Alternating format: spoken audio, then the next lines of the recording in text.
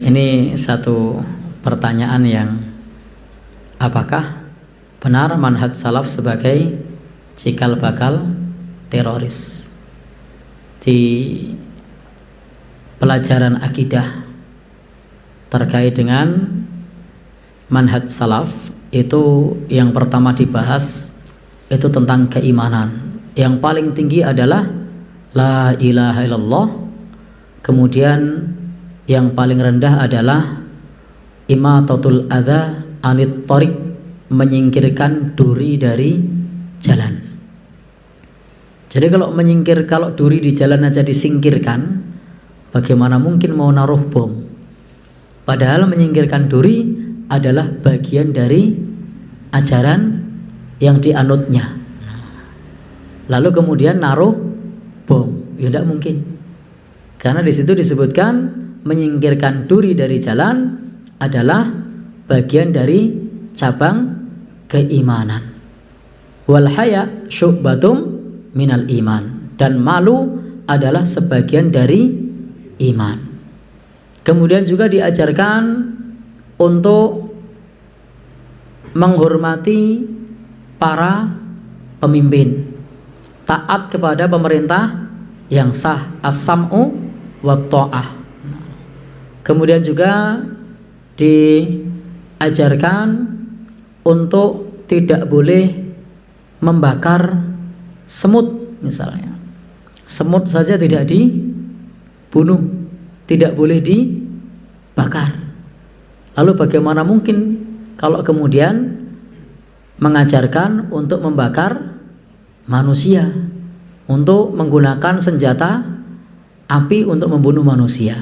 Padahal kita mengetahui melalui para salafus soleh, kita mendapatkan ajaran dari Rasulullah Sallallahu Alaihi Wasallam membakar semut saja dilarang, apalagi nyawa manusia. Dan kita juga mengetahui sebagaimana dikutip oleh Imam Az-Zahabi, laqatlul mu'min a'dhamu 'indallah min zawalid dunya. Sungguh nyawa seorang mukmin itu lebih agung, lebih besar di sisi Allah daripada hilangnya dunia. Jadi betapa berharganya jiwa orang yang beriman. Lalu bagaimana kalau orang kafir?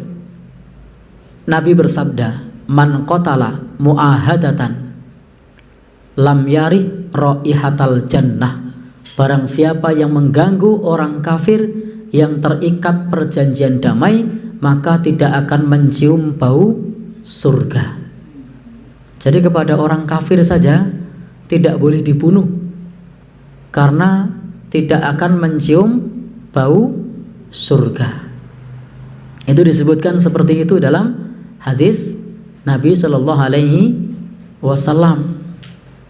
Lalu bagaimana kalau mengganggu mereka? Nabi bersabda, man adza dzimmiyan fa ana khosmuhu yaumal qiyamah.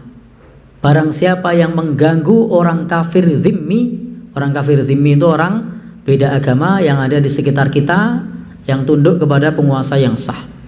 Maka barang siapa mengganggu orang zimmi, maka akan menjadi musuh Nabi pada hari kiamat.